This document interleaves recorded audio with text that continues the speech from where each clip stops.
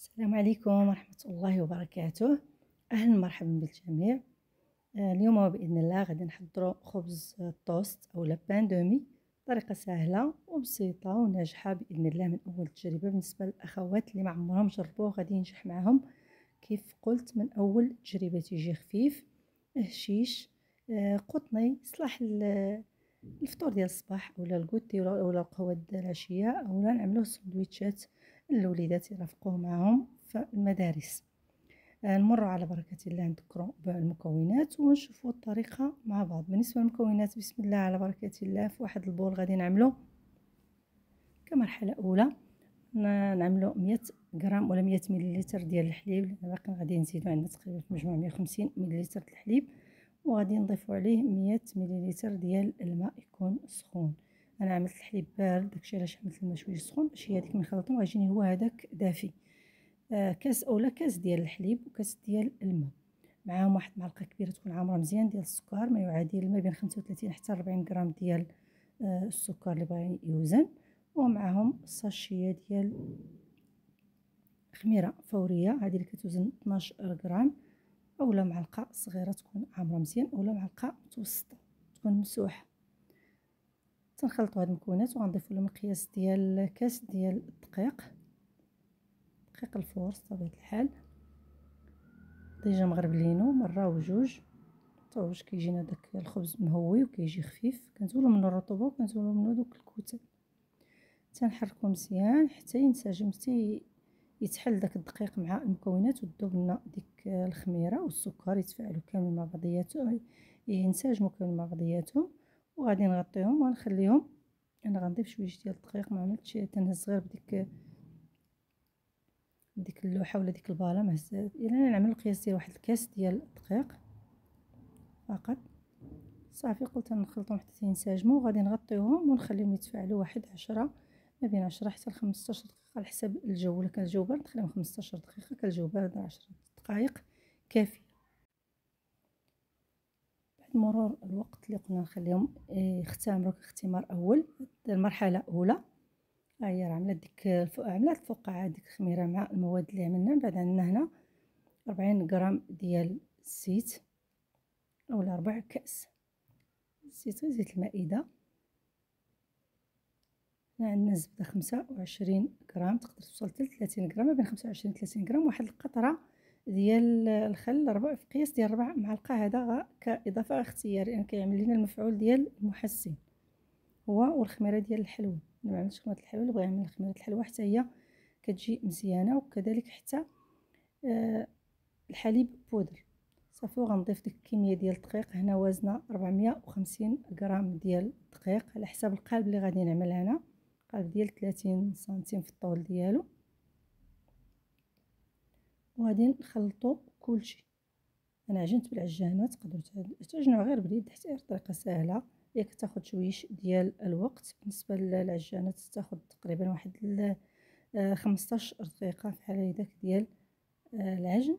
بالنسبه لليد راه غادي نضربوها في جوج، يعني 30 دقيقه الا بغينا نعجنوها بيدنا باش نحصلوا على واحد النتيجه اللي تكون مرضيه. غنجمع المكونات. لا احتاجت الماء غادي نضيف، لا احتاجت السوائل غادي نضيف ليها الحليب، وتضيفوا حتى الماء لان حتى الماء كيخلي الخبز يجي خفيف.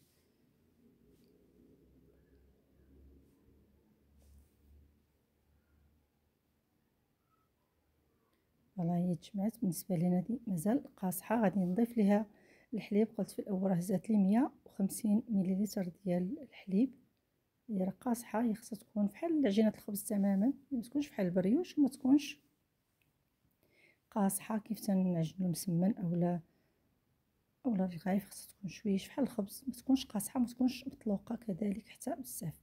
في المرحله الاولانيه غادي نعملو الزبده، خصها تكون شويش مشبره في راسها، ماشي ديك قاصحه بزاف ولكن مرخوفه ولكن شويه. غادي نشوفوا القوام ديالها. بالنسبه للسوائل راه تبقى على حساب النوعيه ديال الدقيق، واش تيشرب او لا ما تيشربش. الملح انا غنضيف واحد المعلقه صغيره ممسوحه، الملح تبقى على حساب الذوق، دائما نقلوا من الملح ما نكثروش، نعمل كميه صغيره. معلقه صغيره ممسوحه كافيه اولا ما يعادل 5 غرام.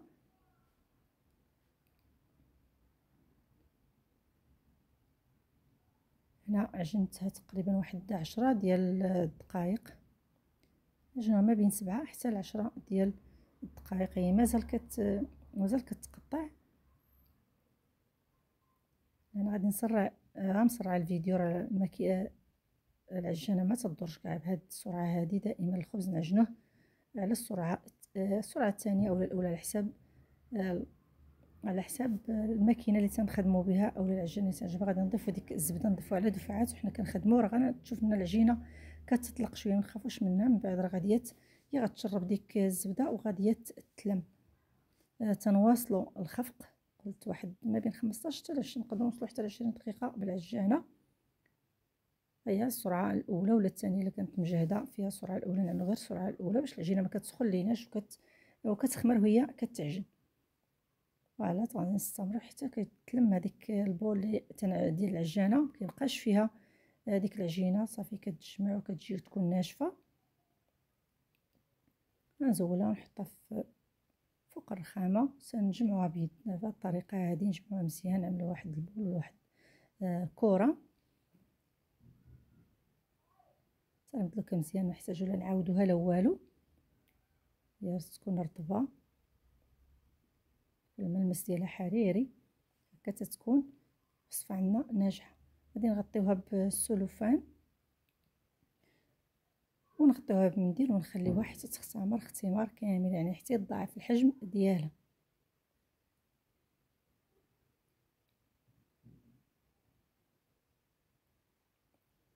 فوالا بعد ما اختمرات. الوقت ديال الاختمار تا هو راه تيختلف ما بين الصيف وما بين لك الجو بارد. هي ما شاء الله عامله دوك لي بول ولا دوك الفقاعات مرطبه. غادي نديكازيوها، يعني نزولو منها داك الهواء وغنزلها في مكان ديال الاشتغال ونحاول نطلقها. تلقى شويه رقيقه، واحد سنتيم تقريبا في العرض على يدك. بالنسبه للقالب هو لبستو بورق ديال الطبخ، هذا هو اللي غادي نعمل فيه. عنده الغلاقه، بغينا نعملو الغلاقه ديالو حتى هي تندهنوها من الداخل بالزبده. ما بغيناش نعملو بلا غلاقه، انا غادي نعملو معكم بلا غلاقه.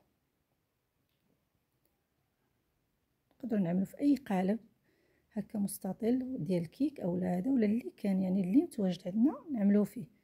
غنطلقوها رقيقه، قلت واحد نصف سنتيم. لقيناها كتلصق ترشو قليل ديال الدقيق فقط، ما نرشوش بزاف باش ما ينشفش لينا العجينه. وتروليوها عادي بحال تروليو الباكيط. جينا راه مدلوكه مزيان.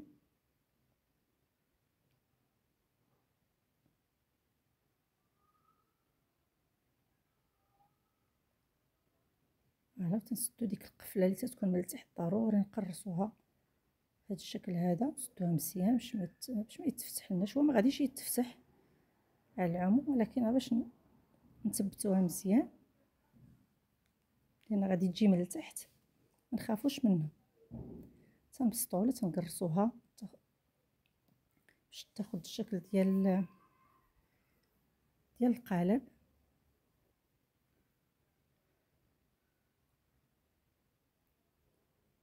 فوالا غادي نغطيوها ونخليوها حتى تختمر. داك الوقت ديال الاختمار راه كيختلف، كالجو سخون راه ما كتاخذش واحد الوقت طويل، واحد نص ساعه تقريبا بحال هكا كتختمر. هي ما نخليوش يخمر بزاف حتى يفوت، غير يوصل النيفو ديال القالب صافي تيكون هذاك هو الاختمار ديالو. انا غطيته بالسلوفان، عاود غطيته بمنديل باش نسرع الاختمار ديالو باش يخمر لي بسرعه.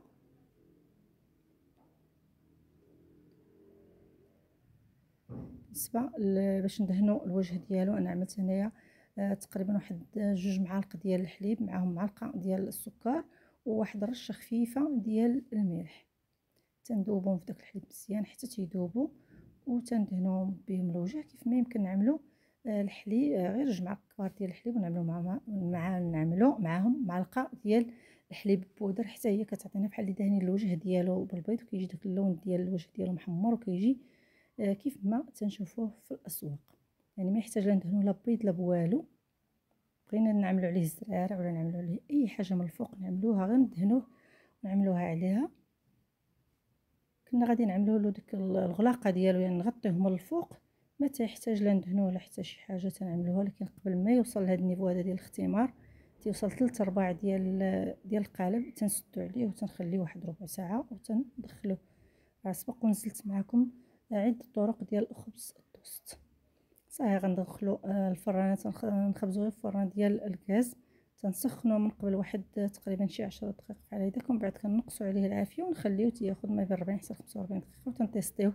تنتكو فيه واحد كيردو حتى هو لا خرج ناشف، راه تيكون طاب وعامل الوجه ديالو. انا عندي كيحمر الفران تيحمر الخبز من التحت ومن الفوق، ما كنحتاجش ننزلو من التحت. هو سخون ملي تنخرجوه تندهنوه بقليل ديال الزبده او نرشوه بالحليب. كاين اللي تيرشو غير بالماء، كاين اللي ما تيعمل له حتى شي حاجه تيخلي بحال هكاك، تيعمل له واحد كيس بلاستيكي باش تيرجع له داك الندا، وكتبقى ديك القشره ديالو كتبقى رطبه ما كتقصح ما والو، يعني كيتكال كامل بكلشي بالقشره. يعني ما كتقصحش ديك القشره، المرات كتقصح ما كنقدروش ناكلوه. هاد الطريقه هذه كتخليها رطب وكتغير له حتى اللون ديالو. غادي نرجعوا عليه السلوفان. بالنسبه للطريقه ديال التخمير، قلت انا من بعد ما خمر كان عندي مشكل في الفران، يعني بقى من مور من مور ما صورته معكم بقى تقريبا شي 15 دقيقه طيبته، يعني فات في الخميره. داكشي علاش راه بحال اللي يتشقق لي من الجنب. نتوما ما تخليوش يخمر بزاف، وكذلك حتى باش يجيونا دوك المسام ديالو مغلوقين ما كتجيش فيه ديك الفراغات وتيجي مثقب من الداخل. هو ما شاء الله. من بعد خليته هنا تنخليوه في القالب واحد 15 ما بين 10 حتى 15 دقيقه، غير ترجع ليه داك الندى باش كيرطب، كيبقى عندنا رطب واحد المده، ما كيقصح ما والو. كتجي قلت حتى ديك القشره ديالو كتجي رطبه، كتجي فتيه، كيجي ما شاء الله بحال البريوش. هذا هو الشكل ديالو. قلت ما نخليوش يختمر باش يجيونا المسام ديالو ضيقين، ما يجيوش واسعين ويجي فيه داك الثقوب. والنجاح ديال الطوست هنا ما تنقطعوش في ديك اللحظه هو سخون، لان قطعناه غادي تيكون طري بزاف، تيجينا ما تيدي فورما، ما تيبقاش في الشكل ديالو. تنلويوه في واحد المنديل ونعاودو نعملوه في واحد الكيس بلاستيكي او العلبه ديال البلاستيك، ونخليوه غير في المطبخ حتى يبات، ولا حتى غير 6 سوايع بحال هكاك صافي تيكون واجد. عاد نقطعوه. هو انا هنا من بعد ما غطيته خليته ليله كامله الصراحه، من الليل خليته حتى للصباح. عملته في الليل خليته حتى للصباح، قطعته. هو تيجي خفيف مهوي. نقطعه معكم تشوفوا من الداخل كيفاش تيجي ما شاء الله، تيجي مقطن، تيجي بحال البريوش. خد التصويره شويش ناقص، ماشي التصوير عنده واحد الجوده عاليه، ولكن الواقع احسن بكثير. ولا جربتوه ان شاء الله نتوما غادي تحكموا وغادي يعجبكم بزاف. كيجي ما شاء الله كيجي رطب، كيعجب الوليدات بزاف. كان هذا هو الشكل النهائي ديال الطوست اولا بان دومي ديالنا. نقدموه بالصحه والراحه، نعملوه سندويتشات اولا نتناولوه مع المربى ولا العسل. تيبقى الطريقه ديال الاستهلاك او التناول ديالو على حساب الرغبه وعلى حساب الموجود وعلى حساب الذوق ديال كل واحد. نتمنى ان شاء الله الوصفه لاستحسانكم تجربوها. نتمنى نكون كنت خفيفه على قلوبكم، كنت نبقى دائما عند حسن ظنكم.